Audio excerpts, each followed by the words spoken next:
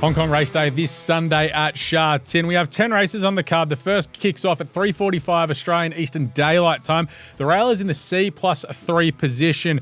Couple of tips on the card, the first of which comes up in race number 6. I'm going with number 3, Packing Phoenix, who was a good winner at a pretty short quote on his debut, but I just love the way that he went about it there. He did it workmanlike, but he ran pretty good time on the clock. There looks to be a lot of improvement there. He's a horse who's going to figure it out as he goes through the grades. He stays in Class 4 grade here.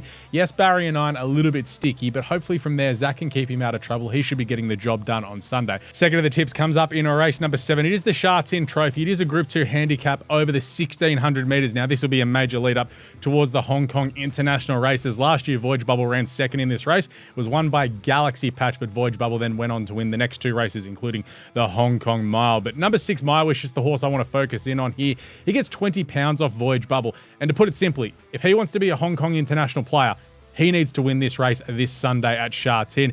Luke Ferraris gets replaced by Alexi Bedell because he can't ride 115 pounds, which is unfortunate for Luke, but he'll be back on for the remainder of the campaign. Mark Newnham has come out and said, Barrier 11's a little bit sticky, but this horse just puts himself in such good positions. He's such an unassuming type. He's now over 1,000 pounds, so he's put on some weight and really strengthened up finally here. He's known as, the mighty small horse last season. He went so close in winning a Hong Kong Derby last year. Absolutely should have won that race. But last start over the 1,400 metres, he was just in behind the speed, and all he needed was a little bit of a gap. Once he got the gap, he exploded through there, and at the 200-metre mark, he ran the second fastest last 200-metre sectional of the day, which was impressive given he had nowhere to go for 200 metres there. So that turn of foot on a dime is really impressive.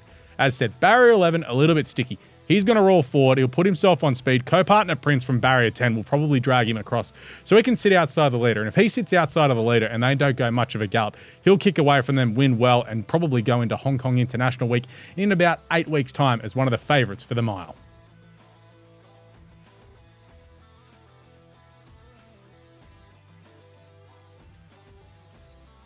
What's gambling really costing you? For free and confidential support, call the number on the screen or visit the website.